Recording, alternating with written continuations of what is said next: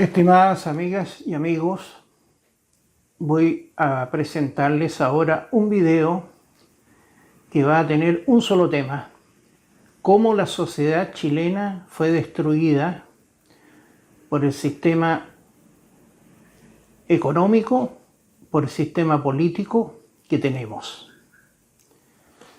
Quiero decir que esto ha ido a la par, esta destrucción de la sociedad chilena, con el olvido de la nación histórica, con el olvido del patriotismo, con el olvido de los héroes patrios, con el olvido de los grandes gobernantes que tuvimos y con el olvido de los padres de la patria. Un video como este habría sido innecesario, un video que resalta el patriotismo, hacerlo durante el periodo de la vigencia de la Constitución de 1925 y el sistema de economía mixta que teníamos, que había sido fundado por don Pedro Aguirre Cerda y luego continuado por los gobiernos radicales, dentro de los cuales hay que incluir al gobierno de don Jorge Alessandri Rodríguez, que pese a haber sido él un hombre de derecha, formó durante su gobierno una alianza con tres partidos que fueron el Partido Conservador, el Partido Liberal y el Partido Radical, siendo el Partido Radical el partido que tenía el mayor número de parlamentarios y el más importante de su gobierno. Por lo tanto, don Jorge gobernó con el sistema de economía mixta. Incluso cuando él fue candidato a presidente por segunda vez el año 1970, cuando ganó Salvador Allende, en esa ocasión los neoliberales que se habían constituido en torno a la Cofradía Náutica del Pacífico Austral en Algarrobo, le propusieron que él adoptara el programa neoliberal para su candidatura y su futuro gobierno, cosa que él no aceptó.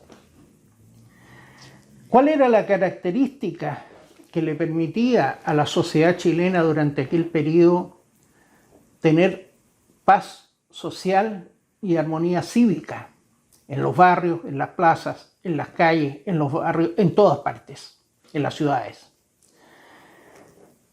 Se trataba de una pedagogía, una paideia al estilo griego, que entregaba el Estado a través del Ministerio de Educación a todas las escuelas y liceos fiscales del país. Fiscales digo porque pertenecían al Ministerio de Educación y no habían pasado a ser municipalizados como son en la actualidad. Y esos maestros que impartían la enseñanza a los alumnos en aquellos años, ellos, más con su presencia como ciudadanos chilenos, como profesionales de la educación, eran un ejemplo de patriotismo porque ellos a su vez habían sido formados por otros maestros en esta escuela de vida. Por lo tanto, la enseñanza que se le entregaba a los alumnos, más que provenir de textos o de discursos, provenía del ejemplo, que es la forma más eficaz de pedagogía. ¿Y qué era lo que enseñaban estos profesores a los alumnos en aquellos años? Enseñaban nociones de patriotismo, de amor a la democracia que teníamos, de justicia social, de defensa de la economía mixta que tenía el país y de la importancia que tenía el otro, vale decir, el compatriota. Y ese era el motivo por el cual en Chile existía una cantidad gigantesca de grupos intermedios de la sociedad formados espontáneamente, como eran los clubes de fútbol de barrio, que estaba absolutamente lleno el país. Y a eso había que sumarle los clubes sociales, los clubes de rayuela, los clubes culturales, en fin, la junta de vecinos, el centro de madre. Todo ello generaba de arriba hacia abajo y de abajo hacia arriba un modelo de país que se caracterizaba por ser un oasis democrático dentro del continente latinoamericano, pues mientras todos los otros países tenían dictaduras, Chile se mantenía como un Estado democrático y con continuos avances sociales efectuados en forma gradual. Y ese fue uno de los motivos que tuvo en vista la FIFA para concederle el Mundial del año 1962 a Chile, porque el otro postulante, que era Argentina, que tenía desde todo punto de vista mucho mejores antecedentes que Chile para obtener la concesión del Mundial, fue rechazado precisamente porque era un país que había pasado largo tiempo bajo la dictadura de Perón y luego vinieron una secuencia de dictaduras militares. Entonces la FIFA le dio a Chile porque Chile era un país avanzado, con un desarrollo económico que ya expliqué en el video de Allende, las características que tenía, que lo hacía tener un ingreso per cápita, superior al que tenía en esos años, estoy hablando del año 1960, Italia, España, Singapur,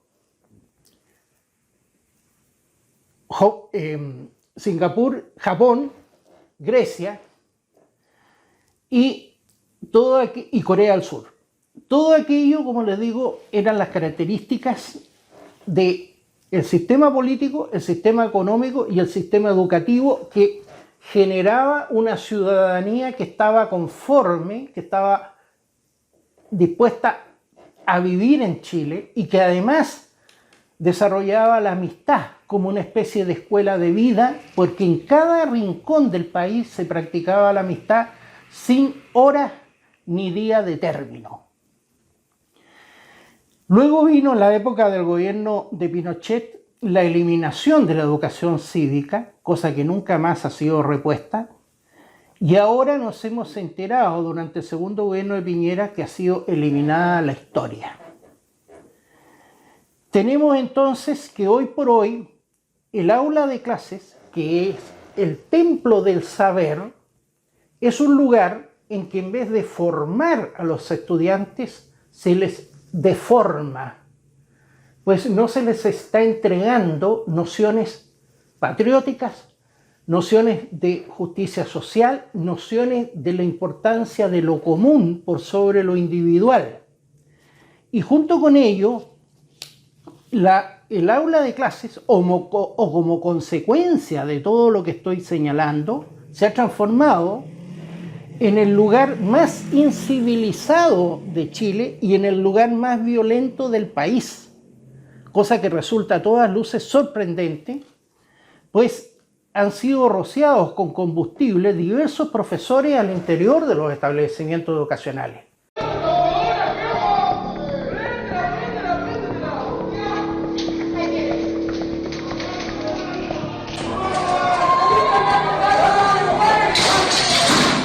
Gritos, fuego, destrucción.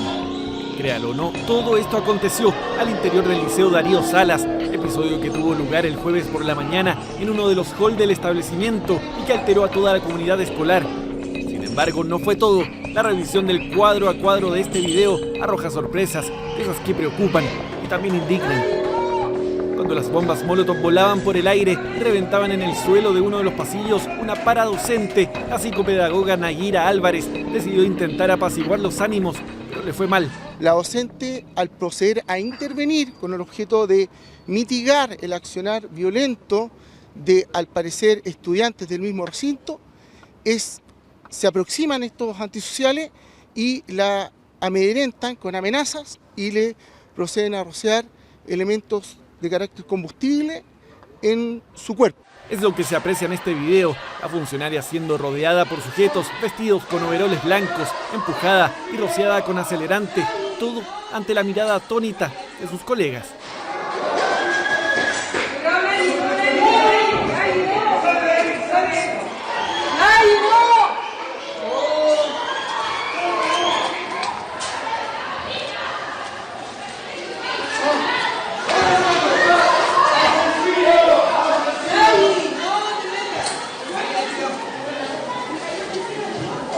Afortunadamente esta psicopedagoga logró zafar, no resultó con lesiones, pero sí terminó con un severo estado de shock. La dirección del colegio realizó la denuncia correspondiente y trajo resultados. El OS9 de Carabineros detuvo a 6 personas, de ellos 3 son alumnos del Liceo Darío Salas. Un cuarto está en proceso de expulsión del recinto y los otros dos ya habían sido expulsados en el marco de Aula Segura. Que un puñado de delincuentes disfrazados de estudiantes amenacen la vida de miembros de la comunidad escolar rociándolos con benzina es inaceptable. Y vamos a exigir el máximo rigor de la ley para que esos delincuentes no sigan siendo parte de los colegios de Santiago. Duro emplazamiento del alcalde de Santiago, Felipe Alessandri, a quienes estuvieron detrás del ataque a esta psicopedagoga. El hecho trae inevitablemente al recuerdo lo ocurrido en septiembre del año pasado. Bajo similares características, una inspectora del Instituto Nacional también fue rociada con combustible por un grupo de overoles blancos. Era el inicio del proyecto de ley Aula Segura. Una inspectora resulta con su ropa rociada con combustible, al igual que una asesora, una persona que presta servicio auxiliar de aseo. Hechos demasiado parecidos, claro que esta vez con 6 detenidos. Pese a eso no se habría podido acreditar la participación de ellos en el ataque a la paradocente. En el primer momento, cuando estuvimos ayer en la comisaría acompañando y asesorando a los chiquillos, que era homicidio frustrado, no se descartó esa imputación y quedó solamente en ley de control de armas, vinculada a bombas molotov, lanzamiento de bomba incendiaria, 14D de la ley de control de armas, y amenaza a funcionarios del liceo. Claro, en definitiva, control de detención por porte de elemento explosivo o incendiario. Todos quedaron libres y con cautelares menores. La comunidad escolar del Darío Salas reaccionó. Dicen que este hecho lo perpetró un grupo desconocido, agrediendo a alguien que quieren, como lo es la psicopedagoga Naguira Álvarez, y también a alumnos que la defendieron. Asimismo, condenaron la criminalización a la que han sido sometidos sus hijos, a quienes se han acusado sin pruebas y vulnerando sus derechos. La investigación en torno a este nuevo hecho de violencia en el aula, esta vez en el Darío Salas, seguro continuará. Nadie quiere que algo como esto se vuelva a repetir.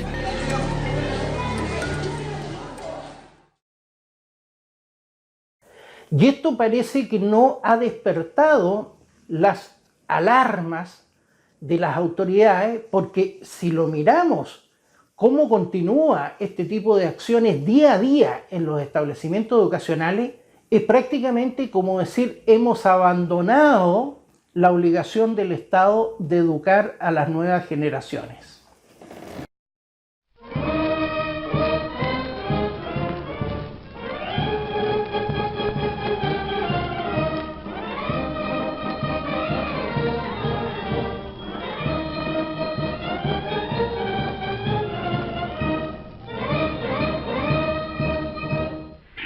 Es educar, y con este firme concepto aprovecharé toda la fuerza de que el Estado pueda disponer para despertar el espíritu constructivo de organización y perseverancia que tanto necesita la colectividad nacional, y rectificaré el abandono que se ha desarrollado en la educación pública, que nos ha legado un considerable porcentaje de analfabetos en una época en que el adulto interviene en sindicatos, asociaciones y otras múltiples actividades que requieren cultura y comprensión patriótica. Hay que proteger al productor, pero como tal no se entiende al que coloca su capital a interés para permanecer personalmente inactivo o al que especula con la ignorancia o la miseria. El deber de trabajar en la sagrada contribución que todo individuo consciente de sus deberes ha de prestar a la colectividad en forma directa y personal. Y procuraremos beneficios exclusivos a todos los elementos sociales que ofrenden este tributo a la patria, ya sea un humilde obrero o el más elevado investigador científico. El trabajo es indispensable a la salud física, moral e intelectual del ciudadano, y os pediremos que establezcáis el derecho al trabajo como corolario de la obligación de trabajar.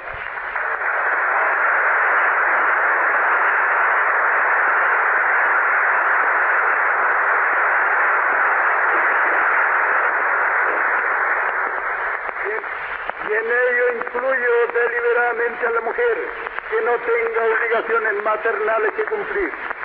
La mujer debe ser incorporada a la vida nacional activa y gozar de todos los derechos civiles y políticos del hombre.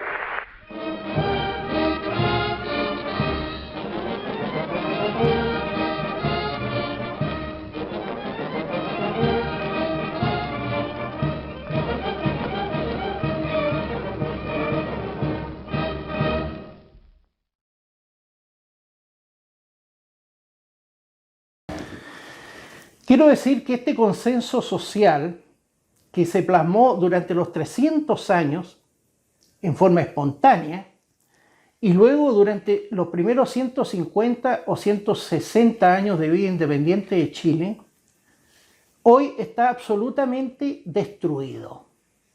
Y fue destruido porque la sociedad chilena fue destruida. Fue destruida primero por el intento que hizo el señor Allende de imponer a sangre y fuego, es decir, a como diera lugar el marxismo en Chile. A esas alturas, todas las diferencias se resuelven con enfrentamientos.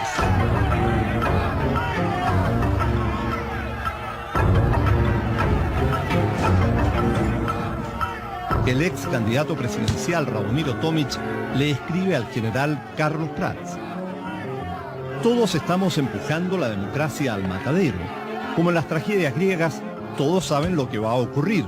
Todos dicen no querer que ocurra, pero cada cual hace precisamente lo necesario para que suceda.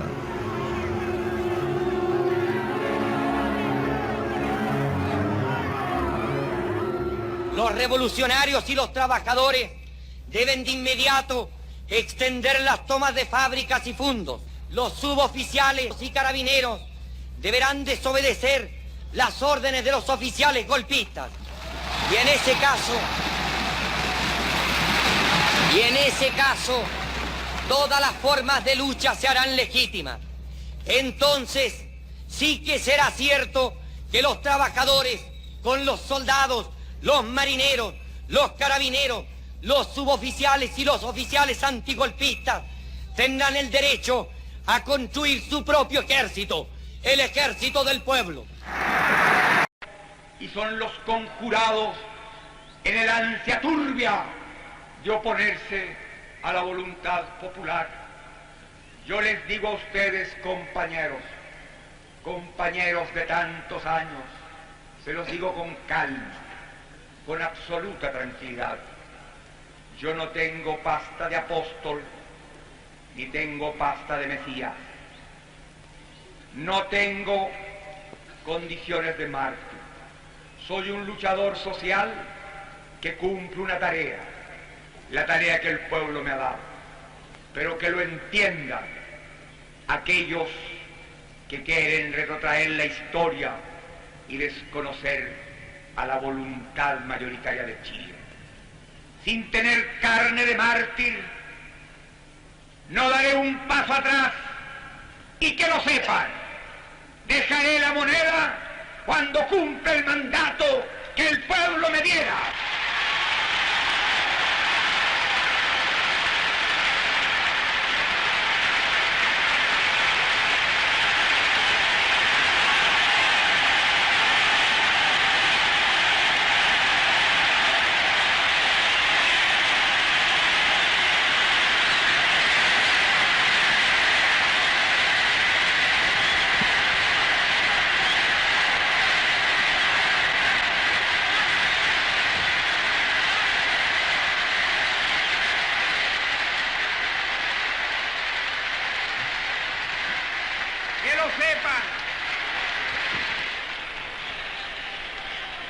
Porque es el mandato que el pueblo me ha entregado.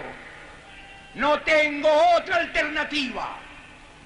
Solo acribillándome a balazos podrán impedirme voluntad que hacer cumplir el programa del pueblo.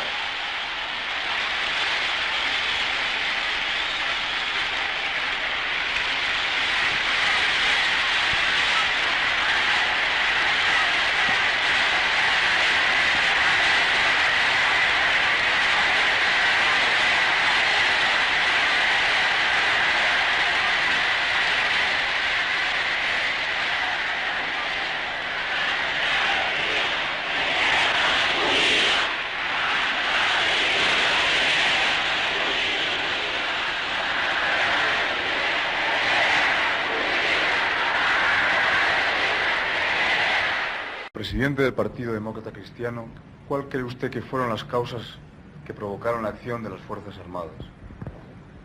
Tal como lo hemos dicho en varias declaraciones, nuestra opinión es que la crisis económica, el intento de la Unidad Popular de acaparar el poder por cualquier medio, el caos moral y la destrucción institucional a que habían llevado el gobierno del señor Allende al país, provocaron un grado de desesperación colectiva de la población de los chilenos que precipitaron este pronunciamiento de las Fuerzas Armadas.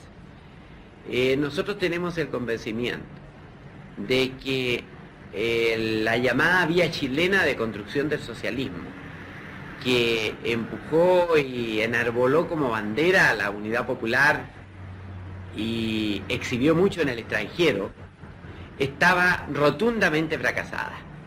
Y eso lo sabían los militantes de la Unidad Popular y lo sabía Allende. Y por eso ellos se aprestaban, a través de la organización de milicias armadas, muy fuertemente equipadas, que constituían un verdadero ejército paralelo, para dar un autogolpe y asumir por la violencia la totalidad del poder. En estas circunstancias, pensamos que la acción de las Fuerzas Armadas simplemente se anticipó a ese riesgo para salvar al país de caer en una guerra civil o en una tiranía comunista. ¿Cree usted que el resentimiento de algunos sectores, por ejemplo el 44% en la última votación, puede impedir la restauración nacional, la reconstrucción nacional? Sobre ese particular, en primer lugar yo le aclararía que de ese 44% que votó por la Unidad Popular en marzo último, en unas elecciones en que indudablemente hubo fraude electoral, y en consecuencia ese porcentaje debe ser menor, no permanecían a esta altura adictos a la Unidad Popular arriba de un 30%. Vemos que las Fuerzas Armadas y el Cuerpo de Carabineros de Chile, al actuar como lo han hecho, han procedido con patriotismo y desinterés. Por la historia política de Chile y por la tradición institucional de las Fuerzas Armadas, estas han sido profesionales y no políticas. Sabemos a ciencia cierta que no buscaron el poder. Durante el gobierno del señor Allende, si lo hubieran querido, habrían tenido más de una oportunidad. Después fue destruido con la implantación del sistema neoliberal en abril de 1975 por el gobierno de Pinochet con el ministro de Hacienda Jorge Caguas.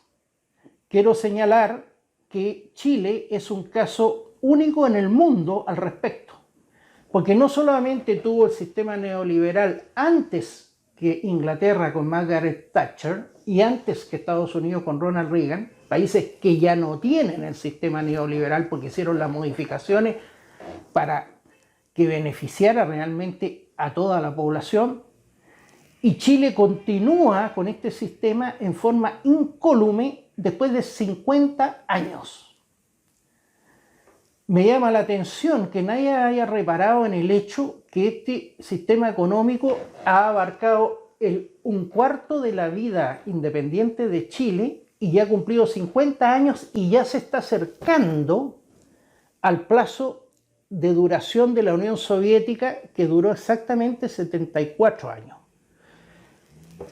Lo curioso del caso es que se sigue hablando por los personeros políticos y por todos los propagandistas de este sistema que aún hay que seguir esperando que este sistema produzca frutos. Es decir, todavía no se le puede pedir cuenta. Javier Vial, un influyente empresario simpatizante con la Junta Militar, trataba de enderezar a los militares por la vía del mercantilismo. Así que llamé a Milton Friedman y lo invité a visitar Chile. De modo que Milton Friedman, el más destacado promotor del mercado libre, acudió a predicar a Chile.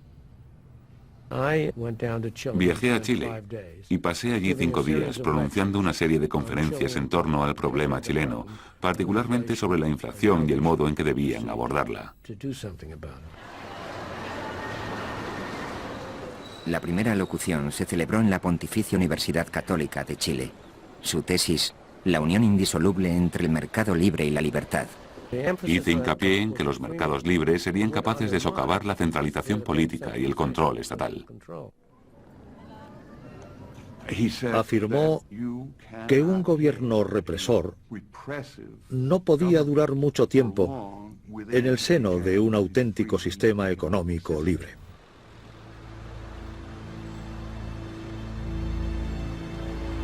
Sin embargo, Friedman también fue invitado a visitar la lúgubre sede del gobierno de Pinochet.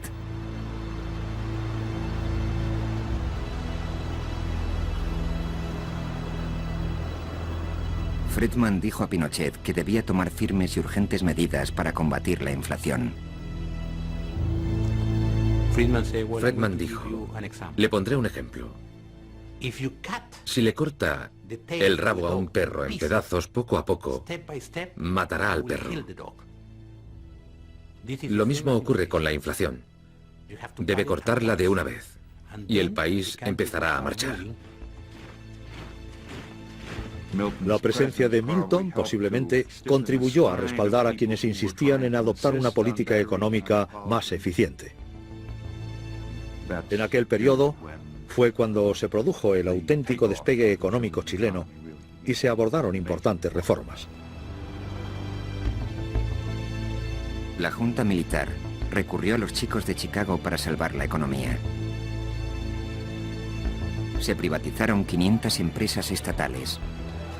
Se recortó el gasto público. Se abolieron los aranceles aduaneros. Se dio rienda suelta a los mercados.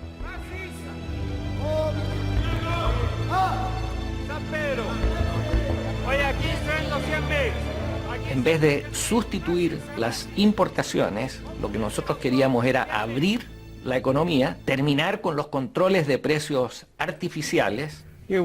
Fue el primer caso de una economía que, dirigiéndose hacia el comunismo, invertía esta tendencia en favor del mercado libre. Los más pobres sufrieron lo indecible. El coste de la vida se puso por las nubes. Las diferencias entre ricos y pobres se acrecentaron. Y así se quedaron. Acometieron un gran proceso de reforma económica sin reparar en lo que pudiese sucederle al pueblo. Y llegamos a un punto en que alcanzamos una tasa de desempleo del 30%. Entonces, tenemos por un lado, como en sucesión, las causas de la destrucción de la sociedad chilena, el marxismo o el intento del marxismo, el neoliberalismo, luego el estado de partidos, que es lo que tenemos hoy, porque hoy no tenemos una democracia representativa, sino que tenemos lo que se llama estado de partidos, que lo voy a explicar en un video posterior, y la introducción de la entelequia y la falacia más grande que puede existir, que es el patriotismo constitucional, que ya fue adoptado oficialmente como su doctrina por el partido de derecha de España, el Partido Popular, y en Chile los partidos de derecha, la UDI y Renovación, no han hecho una declaración de aceptación de este principio, pero de hecho ellos siguen las huellas del patriotismo constitucional, que es otro concepto que voy a explicar en un video posterior. Pero no saben lo que están diciendo. Ese es el caso de patriotismo constitucional, que es lo siguiente. Este señor alemán, Dolf Sternberger, fundó en 1979 la idea de que la identidad alemana del post-nazismo, después de la guerra, era imposible que pudiera ser identificada con la nación alemana. Porque si es identificada con la nación alemana, es el horror mundial. Y como tiene tal vergüenza y horror de ser alemán, inventa un concepto de patriotismo que no tiene relación con la nación, ni con el origen étnico, ni genético, ni histórico, ni con la historia. Y lo dice expresamente, diciendo que ese patriotismo constitucional obedece a la construcción de un modelo de sociedad. Sí, sí. ¿De qué tipo de sociedad? ¿Política? No, señor, ni siquiera política. Eso sería, si es sociedad política, sería la alemana. No, no, no. Un modelo de sociedad civil. ¿Será posible esto? Sí. Y esa es la sociedad civil que existe después del postnazismo. Y lo dice expresamente. Entonces esa sociedad civil es la que, si está basada, si está relacionada, si se refiere, ya no puede referirse a una nación, sino a la adhesión. Aquí dice literalmente la obra, es adhesión. Ese patriotismo es la adhesión a unos valores comunes de carácter democrático que han fundado y están consagrados en las constituciones. De tal manera que ya no somos alemanes, franceses, italianos, porque no tenemos que tener fidelidad ni adhesión a los orígenes étnicos ni históricos, sino a aquellos valores y consagrados en la Constitución que identifica el patriotismo con los derechos humanos y el Estado de Derecho. Esa es la palabra literal, como resume con estas palabras que acabo de decir, resume Julius Habermas, que es el que difunde la noción de patriotismo constitucional creada por Dolph Sternberger. Pero Habermas esto ya lo dice durante los años 90. Y claro, como premio natural, es lógico. Igual que hicieron con Dahrendorf, pues ahora con Julius Habermas le dan el premio Príncipe de Asturias. ¿Veis cómo no fallo? ¿Veis cómo no exagero? ¿Veis cómo digo la verdad? Que todos los traidores a su patria, a la nación, al origen, a la historia, son los que no creen en ningún valor, los que carecen de valores. Esos son los socialdemócratas. Se inventan valores como este patriotismo constitucional, el colmo. Siempre que una constitución consagre la civil, ¿y sabéis la palabra clave? Ya no es civilización, es civilidad. La palabra clave que utilizan todos los defensores alemanes de este concepto de patriotismo constitucional es civilidad. Allí donde hay la civilidad, allí está nuestra patria. Antes decían más los marxistas que la patria estaba donde estaba el dinero. ¿Os acordáis? Todavía lo dice alguien. Hoy no. Hoy la patria está donde esté la civilidad.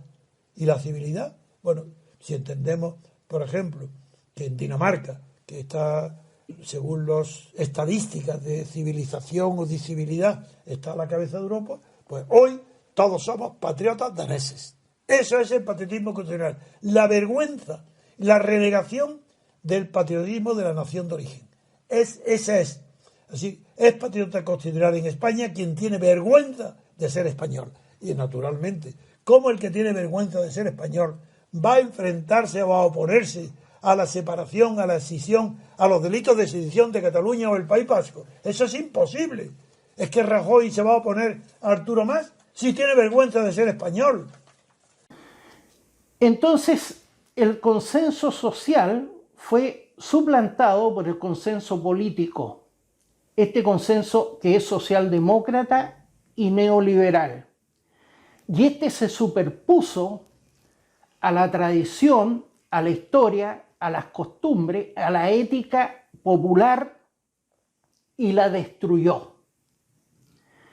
Quiero decir que la clase media que fue formada durante el periodo de la Constitución de 1925 tenía como anhelos de vida adquirir una casa y pagarla íntegramente para la familia, que prácticamente todos los empleados públicos y particulares lo podían hacer, porque existían unos créditos blandos, tanto del Estado como de las cajas de previsión, de empleados públicos, empleados particulares, etc.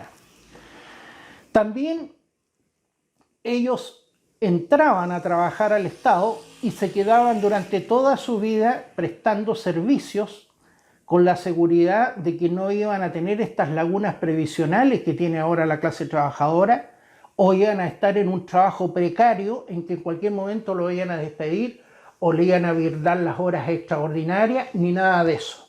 Y luego esto desembocaba en las jubilaciones, como es hasta el día de hoy las jubilaciones que tiene el IPS, pero que es el heredero de las cajas de previsión, y esas jubilaciones eran vitalicias y no perdían el valor mediante el paso de los años y le permitían a la viuda contar con el Montepío hasta su fallecimiento y a las hijas solteras hasta el final de su vida. Junto con ello, la clase media, formada al alero de la Constitución del 25, tenía universidad gratis para todos sus hijos. Hoy por hoy, el ciudadano chileno formado por este conjunto de factores políticos, económicos y sociales en los cuales priva el estado de partidos, el patriotismo constitucional y el neoliberalismo, es un hombre que ya no cree en Dios, pues se convirtió a la religión del dinero. En consecuencia, los anhelos que tenía la clase media antigua ahora le parecen muy poca cosa. Más importante que eso es la ostentación, la adquisición de bienes suntuarios y el gasto excesivo de dinero como una forma de jactancia, todo lo cual es consecuencia de la destrucción de la sociedad chilena que he estado mencionando. La orfandad en que nos encontramos los patriotas hoy en Chile es total. Es un caso único en la historia como el patriotismo, que como les digo era la base de la enseñanza que se impartía en todos los establecimientos educacionales, fue eliminado primero cuando sacaron la educación cívica, ahora han sacado el ramo de historia en tercero y cuarto medio, porque al hacerlo optativo usted comprenderá que hay muchos establecimientos educacionales subvencionados que van a optar por eliminarlo, pues ¿para qué van a tener ese gasto si hay 2 o 3 o 4 alumnos que les interesa ese ramo y el resto no? Bueno, hoy no contamos con el apoyo de la derecha.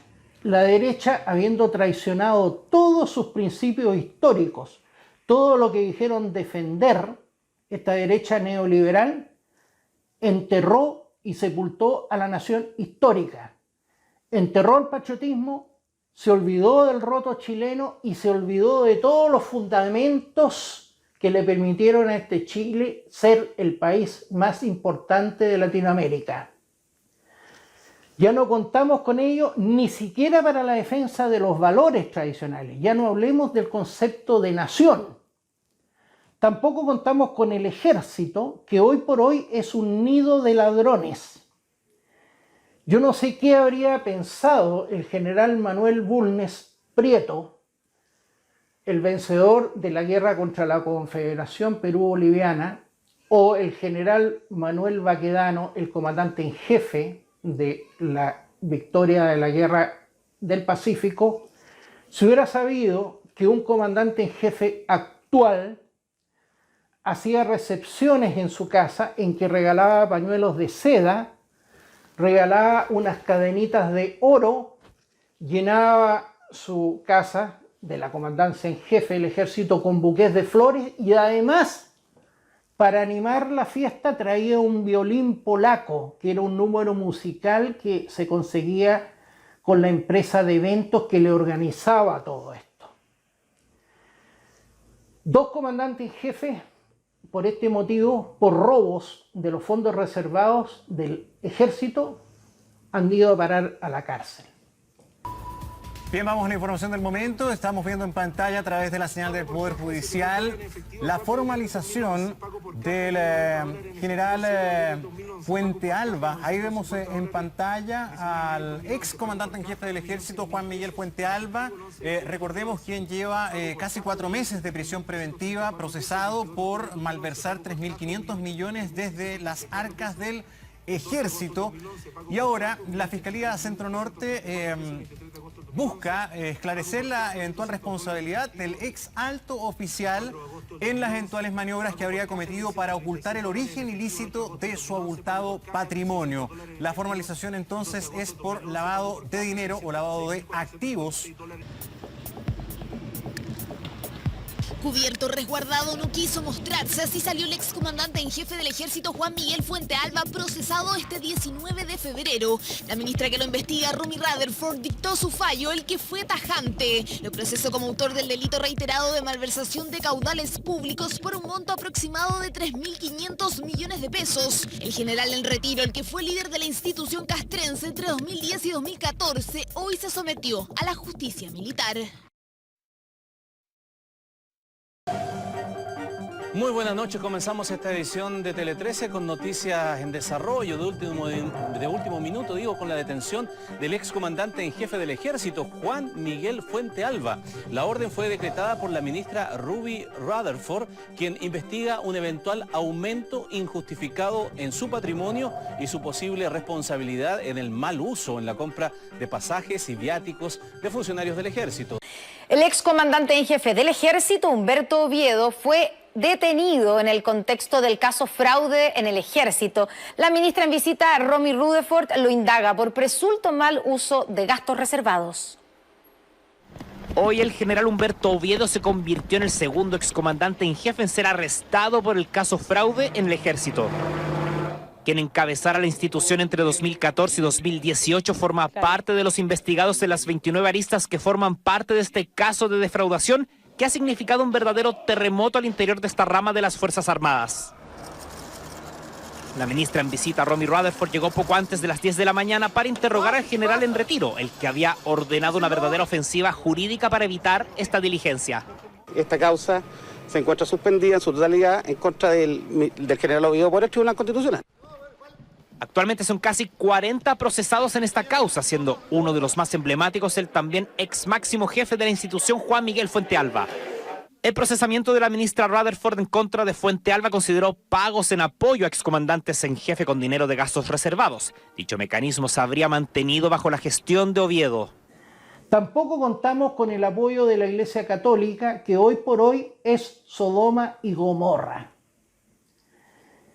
Están los que han cometido delitos sexuales y están los cómplices, los encubridores y los coautores, a tal punto que es imposible saber cuál es la profundidad y cuál es la duración de estos hechos criminales al interior de esta institución, que es la heredera de una de las tres bases de la civilización occidental, el cristianismo.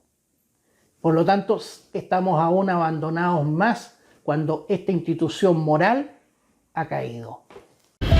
Esta investigación ha demostrado de manera contundente que Renato Poblete Bart abusó de manera reiterada, grave y sistemática, amparado en el poder que le otorgaba su condición de sacerdote, en el dinero que manejó de manera personal y en el prestigio que su labor apostólica le otorgó durante sus años como sacerdote. Un informe lapidario contundente, el que demostró que el otrora hombre intachable, el llamado sucesor del padre Hurtado, el preferido de Lalita, amigo de las altas autoridades, tenía una doble vida, un lado oscuro descrito en 407 páginas, las que contienen 100 testimonios, entre ellas 22 víctimas. Si Renato Poblete murió a los 85 años, en 48 abusó sexualmente en forma reiterada.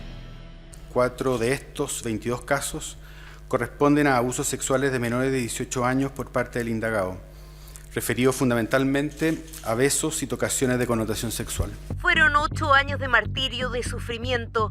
Me fue despedazando, arrasando palmo a palmo hasta que no quedara nada de mí. Este crudo relato fue el punto de partida de esta investigación. Marcela Aranda, en enero de este año, abrió la puerta con su testimonio y denunció por primera vez a Renato Poblete, abusos y violaciones que marcaron su vida. Todos los hechos descritos por ella han sido considerados plausibles y su relato creíble. Él empezó a abusarme sexualmente con mucha violencia. Me llevaba donde otros hombres que eran amigos de él para que me violaran y me pegaran por turnos mientras él miraba. La investigación no conoció de otros casos de abusos o violaciones de carácter grupal, ni encontró antecedentes externos que los pudieran corroborar. Su posición de poder, su red de contactos, su manejo, según el informe indiscriminado de los fondos de la misma congregación, fue su arma para abordar a las víctimas. El denominador común de ellas, personas con vulnerabilidad económica y emocional. Poblete se aprovechó de la confianza que en él depositaron. Entre 1960 y 2008, Renato Poblete Bart mantuvo 6 relaciones estables por algún periodo de tiempo. La investigación determinó que en 5 de ellas existe evidencia de abusos sexuales. Un hecho llamativo es que el investigador Waldo Bone, el responsable de este informe, determinó que no hay encubrimiento. Sin embargo, la frase del provincial jesuita posee un agregado. No acreditó la existencia de encubrimiento, tal como se lo entiende comúnmente en el ordenamiento jurídico chileno. Yo soy un convencido que sí hay encubrimiento. Cuando el informe dice que hay personas que sabían a través de pasillos que esto existía o que habían este tipo de conductas de Poblete, obviamente que ya sabían. Efectivamente era un depredador sexual de un personaje que era una verdadera bestia. Y la propia Compañía de Jesús no solo reconoce los hechos y las otras víctimas, sino que además reconoce los propios errores. Y eso yo creo que es un muy buen final para esta primera investigación eclesiástica. El informe estableció que sí habían indicios de los abusos de Pobletes, pero solo a través de rumores. Estableció además un reproche ético a la congregación. Uno de los testimonios, eso sí, llegó a oídos de Juan Ochagavía, ex provincial de la Compañía. La conducta del padre Juan Ochagavía fue negligente en cuanto al seguimiento de la información que recibió y en el cuidado de la víctima. Marcela Aranda, a través de Facebook, aseguró estar satisfecha con la investigación, señaló que es un paso importante y que la está ayudando en este doloroso proceso. Tenemos a su vez que la masa, mientras está siendo arrinconada en sus barrios, en sus casas y en sus ciudades, por estos innombrables que llegan del extranjero, tampoco reacciona de modo tal de manifestar a lo menos una molestia visible que tenga por efecto generar en la opinión pública una contracción, una acción contraria que permita revertir este arrinconamiento que están sufriendo los propios ciudadanos, y nosotros los patriotas somos los únicos a través de estos canales, porque los medios de comunicación también nos tienen absolutamente aislados, abandonados, y además nos califican de nazi, fascista, xenófobo, racista. Nazi, fascista, xenófobo, racista. Es como un mantra, es como repetir un mantra. Entonces, en definitiva, tenemos que hacer esta lucha en las circunstancias más precarias que se pueden plantear como para llevar adelante esta defensa de nuestro país. Agrego que el presidente que tenemos hoy, ese señor, que no lo voy a mencionar porque me molesta demasiado como para además destacarle su nombre, fue elegido con el 55% de los votos.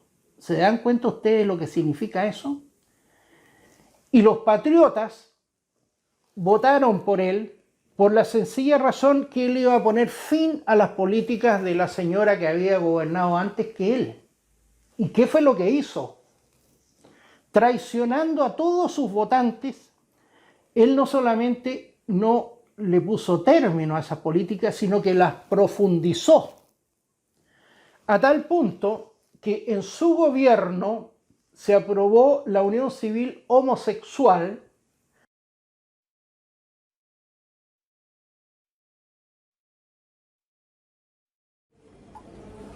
En Santiago, 20 de abril del 2016, y siendo las 12 del día con 50 minutos, ante mí, Juana María Soto Silva, oficial civil de la Oficina de Santiago, del Servicio de Registro Civil e Identificación, comparecen los contrayentes que a continuación se individualizan y exponen su intención de celebrar un acuerdo de unión civil. Se aprobó la adopción de niños por las parejas gay. Somos otro tipo de familia donde no hay rol padre y madre, hay solo dos madres. Ella es Rocío Muñoz, lesbiana. Hace 13 años decidió formar una familia con Susana, pareja con la que crían a su hijo Rafael, el mismo que fecundaron tras un proceso de inseminación artificial, un procedimiento costoso y extenso al que no todos pueden acceder, pero que a Rocío, Susana y Rafael les permitió construir lo que ellas denominan una familia distinta, una familia lesbomarental. Y cuando tú a un niño que está en su rol de padre y madre le dices, mira, este otro niño tiene dos mamás, ¿tú sabes qué hace ese niño? Te dice, ¡oh, no! ¡Dos mamás! Y eso te está diciendo que desde los pequeños la estructura familiar en el rol no es relevante. Opinión que al parecer es compartida por la mayoría de los parlamentarios en medio de la discusión por la ley de adopción. Si bien el gobierno redobló los esfuerzos por reponer en la Cámara de Diputados la indicación que priorizaba el adecuado rol de padre y madre entre los adoptantes, es decir, privilegiando las familias compuestas por hombre y mujer, los diputados rechazaron esta idea con 63 votos a favor y 78 en contra. Es muy positivo lo que se ha aprobado. Nos hubiera gustado el criterio de preferencia que hemos señalado de un padre y una madre, pero esperamos, como digo, reponerlo en el Senado. Eliminación de los roles que según muchos abre la puerta definitiva a la adopción homoparental, donde parejas de igual o distinto sexo podrían optar a un niño, niña o adolescente. Estamos felices, estamos contentos. Finalmente Chile da un paso sustancial en la mejora de la legislación de adopción y sin discriminaciones, sin veto, con inclusión. Y se aprobó también el cambio de sexo para niños de 14 a 18 años. Hoy es un día histórico para las personas transgénero en Chile. El presidente Sebastián Piñera ha promulgado la ley que permite a ciudadanos acudir al registro civil, cambiarse de nombre y de sexo. Esta iniciativa arropa también a menores de edad. Juan Pablo Monsalve, en Santiago, tiene la noticia. Juan, buenas tardes. Hola, ¿qué tal, televidentes de NTN 24? Como un paso clave para la sociedad chilena ha sido calificada por las organizaciones que trabajan por los derechos de la comunidad LGBTI acá en territorio chileno la promulgación de esta ley de identidad de género realizada el día de hoy acá en el Palacio de la Moneda por el presidente Sebastián Piñera, quien precisamente luego de firmar este documento entregó algunas declaraciones señalando específicamente que en Chile todas las personas tienen los mismos derechos. Esto fue lo que dijo el mandatario. Como presidente de Chile tengo la plena convicción de que estamos dando un paso en la dirección correcta, un paso adelante hacia una sociedad más justa, más integrada, más respetuosa y que reconozca no solamente en la Constitución, sino que también en la vida diaria, que todos somos iguales en dignidad, en derechos y en deberes. También tuvimos la posibilidad de hablar con Alejandra Soto, una de las activistas transgénero más representativas en territorio chileno. Dijo que es muy importante efectivamente lo logrado el día de hoy. Aseguró que apenas esta ley sea publicada en el diario oficial y entra en vigencia, concurrirá a las oficinas del registro civil. Aunque no conoce muy bien el procedimiento, dijo que por fin logrará, luego de muchos años de lucha, cambiar su nombre y su sexo. Eso fue lo que nos dijo. Para mí como persona estoy igual contentísima de tener esta ley para todas y todos en Chile, que hemos sido vulneradas como personas toda la vida y que se nos reconozca ahora y a toda la gente transexual la ley de identidad de género. Y no es un cambio de nombre, es ley de identidad para tener mejor políticas públicas dirigidas hacia la población transexual. Pero especialmente este individuo, que es básicamente un comerciante instalado en La Moneda, un antiguo vendedor de tarjetas de crédito, este señor le abrió las puertas de par en par a la invasión de innombrables a Chile, que era otra de las promesas que había hecho él durante la campaña, en contraposición a lo que había pasado con los ciudadanos que venían de Haití y que entonces él iba a ordenar la casa. Sucede que con la famosa visa de responsabilidad democrática le dijo a los ciudadanos de un país que vive bajo una dictadura en Sudamérica, en la parte norte de Sudamérica, que si tenían problemas en su país, y son 30 millones de los ciudadanos de ese país, que se trasladaran los 30 millones para acá, porque aquí estaban las puertas abiertas para que ellos llegaran con esta visa de responsabilidad democrática. Entonces, seguimos con el tema que envió al Congreso un proyecto de ley. Esto es algo insólito. Yo pensé que este individuo, el día 1 en que asumía el cargo, él iba a presentar estos proyectos de ley porque los traía elaborados ya, porque eso era lo que él había dado a entender y eso era lo que la gente exigía. Pues bien, 2 años después de su ejercicio, que dura en total solamente 4 años, está en estudio en el Congreso, porque obviamente que él no actuó desde el día 1, sino que dilató todo esto, como todos los proyectos de ley que ha presentado, como el de reforma tributaria y todo lo demás, en una cadena interminable de discusiones, conversaciones bizantinas, y los problemas de la nación son todos urgentes. Bueno, este proyecto de reforma de la ley de extranjería del año 1975 elimina la condición de innombrable ilegal para aquel individuo que entra por vía no autorizada al país o se queda después de que expira su visa de turista, y la cambia por la condición de innombrable irregular. En consecuencia, este señor ha avalado con su acción y su omisión la liquidación de la identidad histórica cultural de Chile.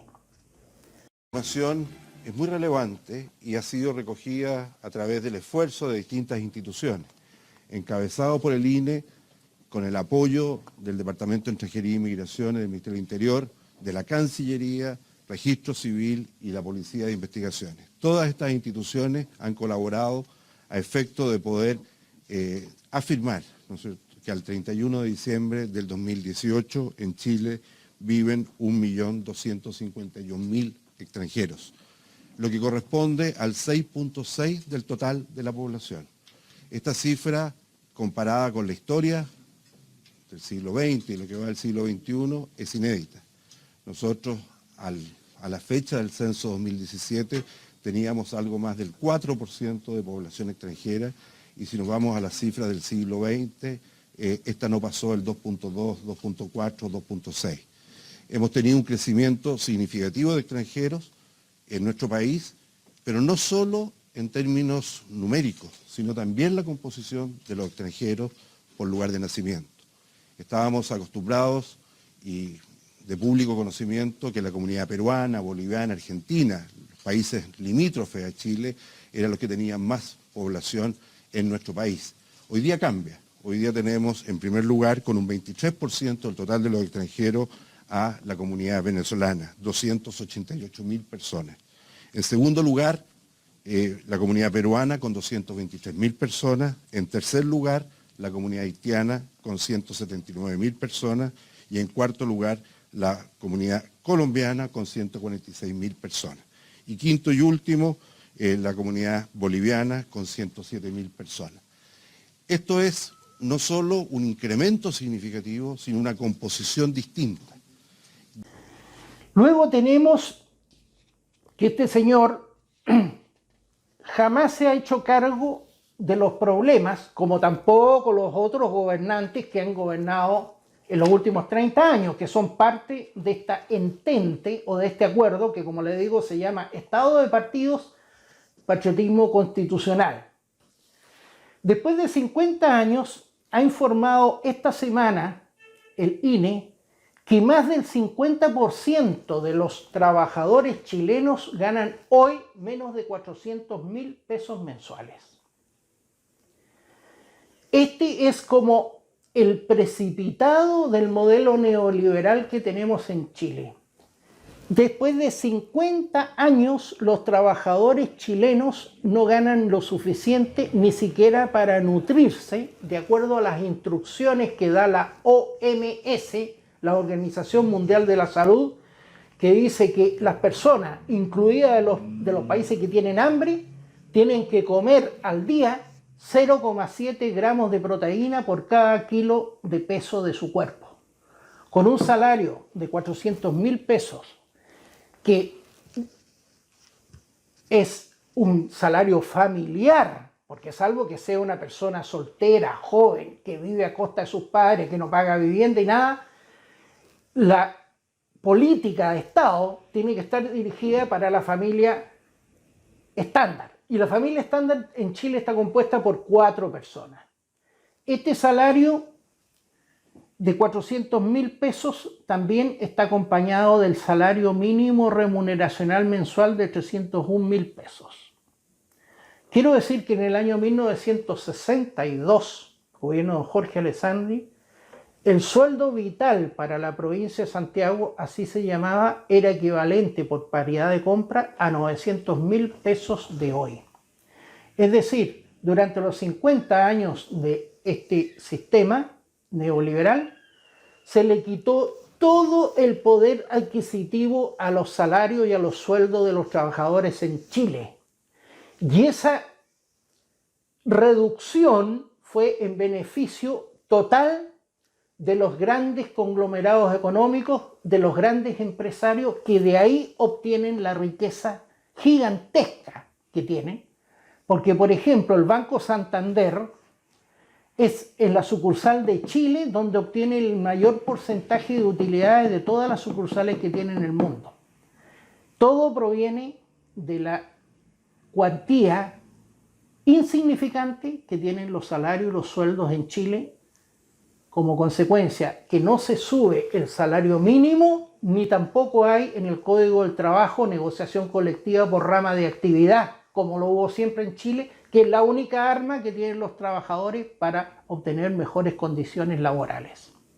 Pero los mismos datos revelaron otra realidad. La mitad de los trabajadores con contrato en Chile gana menos de 543.000 pesos brutos al mes. Con los descuentos, esa cifra llega a los 434.000 pesos líquidos. Estamos hablando de que la mitad de los trabajadores y trabajadoras en Chile no podrían sacar a una familia promedio de la pobreza con su trabajo. Y la mayoría estamos hablando de jornadas completas. No alcanza, yo soy una de ellas, así que no. Si yo trabajo aquí a la vuelta, ¿sabe cuánto gano? Y tengo que estar calladito, 380.000 pesos. Millones de chilenos reciben ese sueldo al mes, un ingreso claramente insuficiente. La palabra imposible es la que más se repite. Mire, lo básico, luz, agua, gas, es pero imposible. No me puedo independizar para vivir yo misma sola, o sea, no... Es imposible, imagínate para una familia con 2 o 3 hijos. Si modernizamos nuestras normas laborales, si tenemos jornadas más adaptables a los ciclos productivos y a la calidad de vida del trabajador, automáticamente se va a producir un mejoramiento en la cantidad de empleo, pero también en la calidad de empleo. Y la calidad de empleo va de la mano con mejora en los salarios. Siempre ha sido así, por decir, un grupo de personas se lleva toda la riqueza, no se reparte. Con 400 lucas no te alcanza ni para vivir porque un arriendo nada más te cuesta eso. Por eso la alternativa de muchos es el endeudamiento. Hoy son más de 4,5 millones de chilenos los que están morosos. Ni siquiera pueden pagar las deudas que han contraído.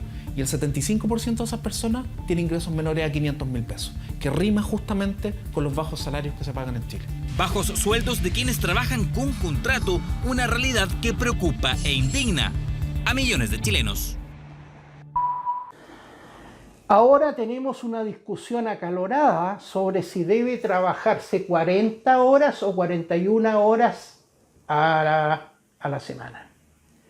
Pero el monto de los salarios no se toca. Por lo tanto, esta discusión que ha llenado los medios de comunicación con declaraciones y contradeclaraciones, con entrevistas y contraentrevistas y reuniones de la Confederación de la Producción del Comercio y la SOFOFA con el ministro de Hacienda, es una discusión bizantina y una entelequia, porque lo único que le interesa al trabajador, más que trabajar 41 horas o 40 horas, es que le suban los salarios y ese tema no se toca.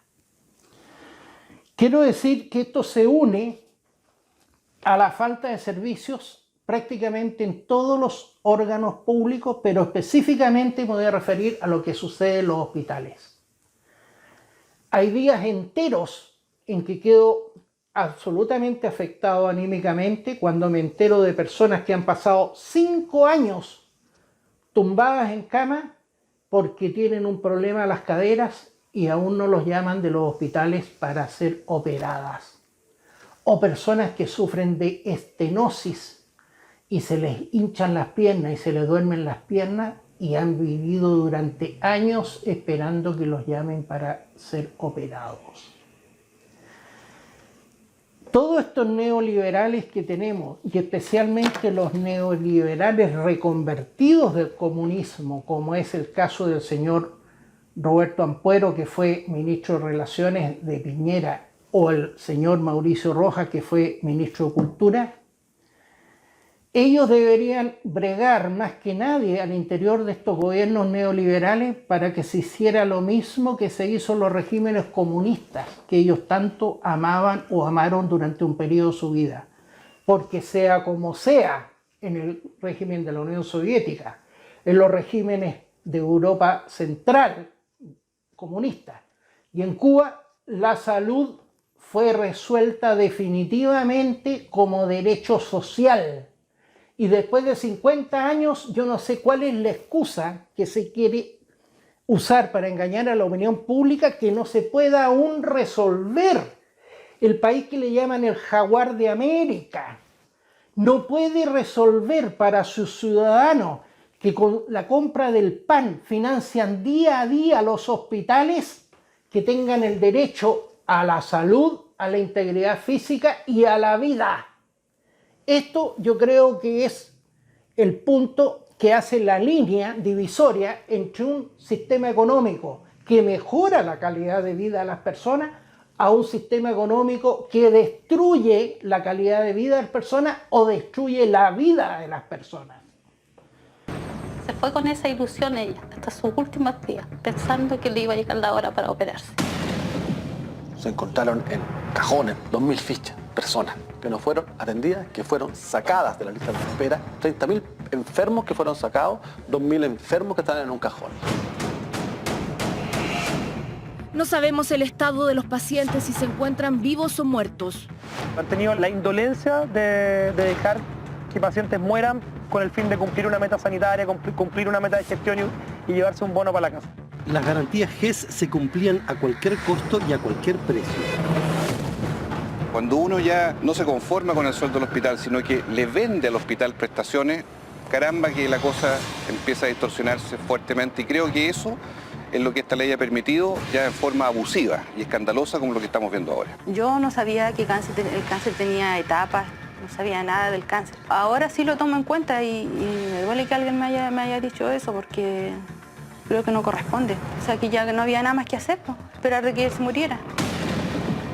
Es inexplicable este desdoblamiento que se produce del médico funcionario que opera un determinado porcentaje como funcionario y que aumenta curiosamente su productividad cuando se transforma en prestador de servicios privado al mismo hospital.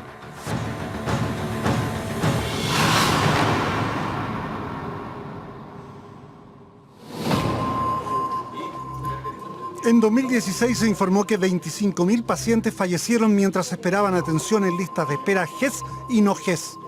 Una comisión estudió si había correlación entre la espera y las muertes.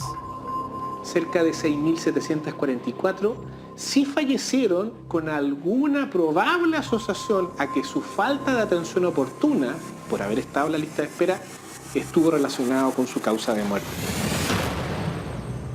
Aunque probar esa causalidad es complejo, las dudas quedan y los familiares se preguntan si de haber recibido la atención, sus familiares seguirían con vida. El médico la diagnosticó, le dieron su hoja para que le ingresaran a la lista de espera para hacerle la cirugía, pero la encargada nunca la ingresó. La encargada era funcionaria del Hospital Regional de Rancagua. Diagnosticada con cálculos a la vesícula, Eudalia Reitman hizo los trámites y esperó. Estaba contenta porque decía que acá iba a ser, por ser, no sé, un hospital más destacado, más a nivel regional, y le iba a salir más rápido, entonces ella estaba emocionada. Porque hasta sus últimos días ella estaba contenta, que decía, cuando me llegue la hora para operarme, me van a operar y me voy a mejorar. Se fue con esa ilusión ella, hasta sus últimos días, pensando que le iba a llegar la hora para operarse. A esto tenemos que agregar que hay grandes empresas como bancos que utilizan el sistema de tener a los trabajadores contratados por una empresa contratista, que también es de los mismos dueños del banco, y esa empresa contratista les hace un contrato de trabajo por 3 meses a los trabajadores. Y al finalizar los 3 meses, escúchese bien, mantienen al trabajador en el mismo puesto, con el mismo horario y con el mismo sueldo, pero durante esa semana siguiente, el trabajador tiene que firmar el finiquito por el contrato de 3 meses ante notario entregárselo al banco y luego entregarle una boleta de honorarios al banco para justificar la semana siguiente de prestación de servicio. Y luego le hacen firmar nuevamente el contrato por 3 meses y luego nuevamente le exigen la boleta por 1 semana y así sucesivamente. Entonces el trabajador no gana antigüedad laboral para efecto de la indemnización por año de servicio, no gana derecho a vacaciones legales, a feriado legal por el hecho de que no llega a tener nunca 1 año de antigüedad, ni tampoco tiene derecho a licencias médicas porque no tiene los 6 meses mínimos de antigüedad laboral. Y esto se ejecuta a vista y paciencia de estos trabajadores, de sus familiares, de los amigos y conocidos de estos trabajadores, y además del presidente de la República, del ministro del Trabajo y de la Dirección del Trabajo y de las inspecciones del trabajo. Este es el cuadro que tenemos. Pongo un ejemplo, pero podría poner millones de ejemplos del sistema laboral como opera en este país. Luego tenemos las palizas y humillaciones que sufren nuestros compatriotas y nuestros ciudadanos a manos de piquetes de innombrables que han llegado a Chile.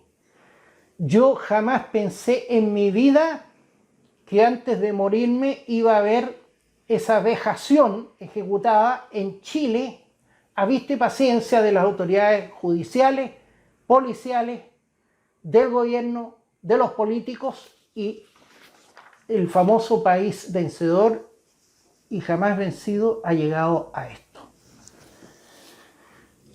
Voy a decir además que en un video siguiente voy a explicar cómo se ganó la guerra del Pacífico, porque a la gente le enseñan 3 cosas que son como, digamos, como el fuego artificial: la batalla naval de Iquique, la toma del Morro de Arica y la batalla de la Concepción. Y no le explican a la población,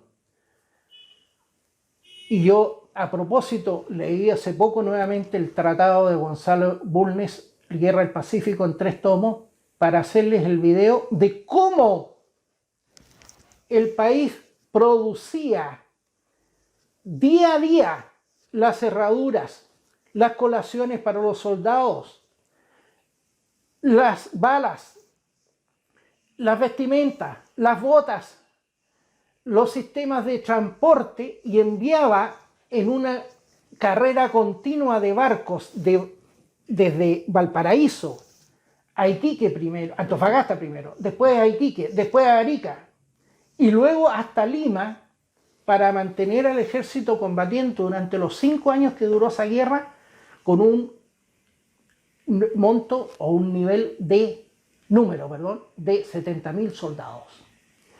Esos soldados le permitieron a Chile ganar Tarapacá y Antofagasta. Tarapacá, que pertenecía a Perú, tenía la riqueza más grande del mundo de salitre y de guano. Eso fue incorporado al patrimonio chileno, y lo que Chile le obtuvo a través de la Guerra del Pacífico de Bolivia es donde están las minas de cobre más grandes del país, como son, por ejemplo, La Escondida y Chuquicamata.